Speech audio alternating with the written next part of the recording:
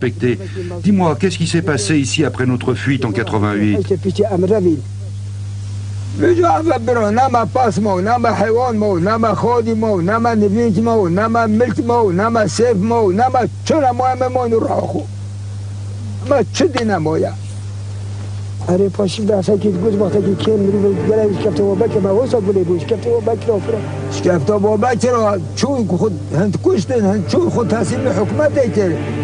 أوجي همي بازاتين هجت شفاء نوزي وشوني وأكل أو خال كوشتن أوجي شون نوز وشون شوني ونوزي وكوري وارداي وأسخريا وسمو ومحمد حلي وسلمون حاجة طهوي وكوري وارداي يا كوري وارداي دول بومبينا.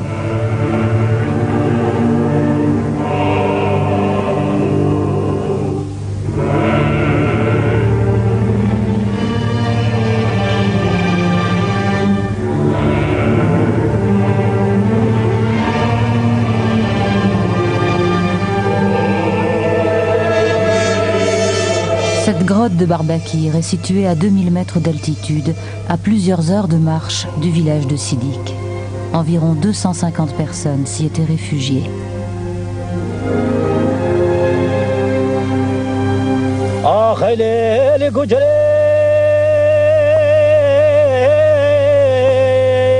Après la guerre du Golfe, comme la Turquie ne pouvait plus accueillir tous les réfugiés, les Alliés ont décidé de protéger tout particulièrement cette vallée proche de la frontière.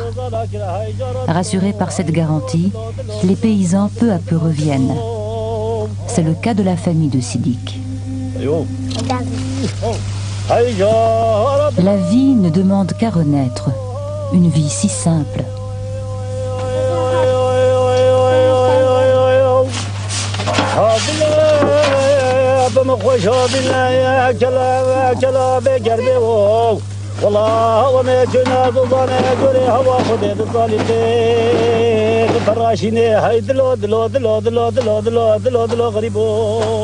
Il y a déjà une maison en dur dans le village, celle d'Abdullah, le frère de Sidik. Après s'être réfugié en Turquie puis en Iran, il est revenu ici au mois d'août 91.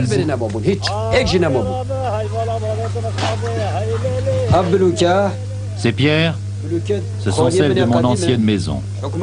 Les Irakiens les avaient utilisées pour construire une caserne. Je suis allé les rechercher et j'ai reconstruit comme auparavant.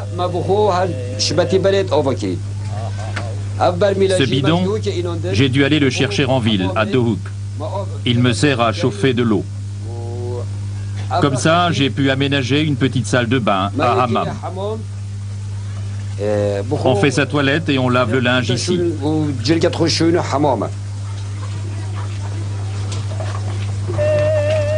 Si Dieu le veut, on pourra rester ici maintenant.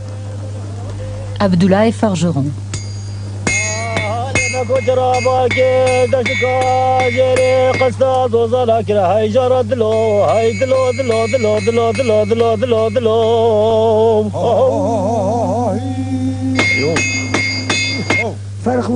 Tu sais, la France, c'est vraiment un paradis. Il y a de l'herbe jusqu'ici. Puis il y a de grosses vaches qui broutent de l'herbe et plein de chevaux, des ânes, des renards. Il y a des milliers de pigeons qui picorent à tes pieds et qui ne s'enfuient pas. Et tu vois, ici c'est ma patrie, mon cœur il est ici.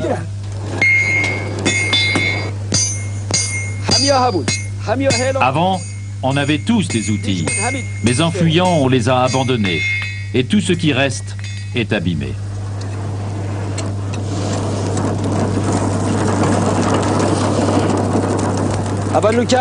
Maintenant, le temps est venu de préparer la terre.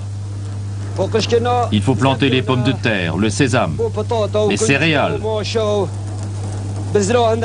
Certains d'entre nous ont pu se procurer des semences. Ils ont besoin d'outils pour défricher, pour couper l'herbe qui est haute. Là, je fais une faucille. Quand on aura préparé la terre, on pourra vivre ici. C'est pour ça que je travaille.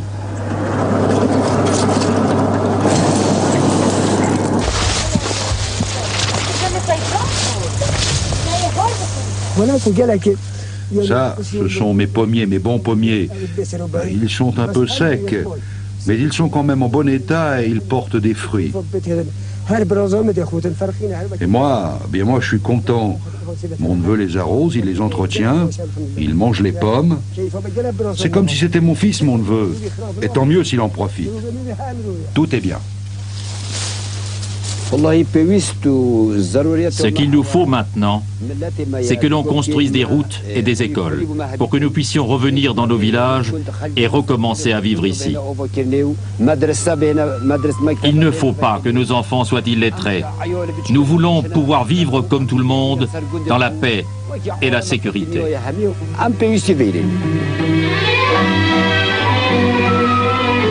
Sédic distribue à sa famille les semences qu'il a apportées de France et qui sont introuvables au Kurdistan.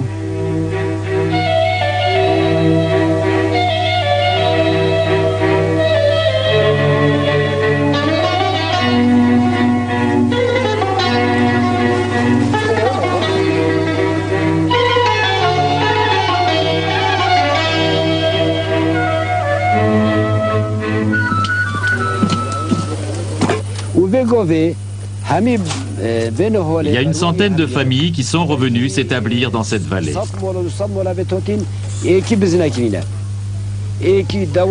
Mais il nous manque des chevaux et des mulets pour le transport, et des chèvres, des moutons. Il n'y a plus de troupeaux. Heureusement que les Alliés nous ont donné des tentes. Nous, on a commencé à replanter et on espère en la clémence de Dieu et des Alliés.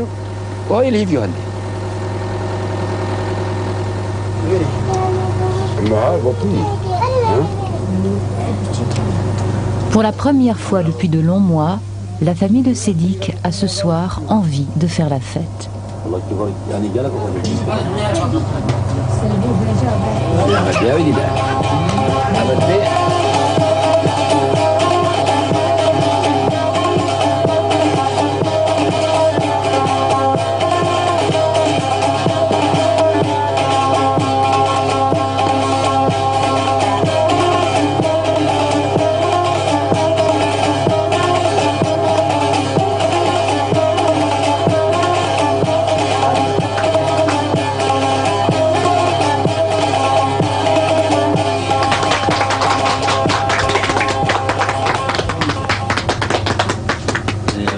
J'espère que tous les Kurdes qui vivent à l'étranger puissent un jour revenir dans le pays et vivre heureux. Quand je me regarde aujourd'hui, je comprends que c'est l'ennemi qui est promis à la mort. À présent, nous sommes là, chez nous, en bonne santé. Et si Dieu le veut, nos frères rentreront tous au pays. On va égayer les cœurs tristes, on va s'embrasser. On va vivre dans notre pays en liberté et en démocratie.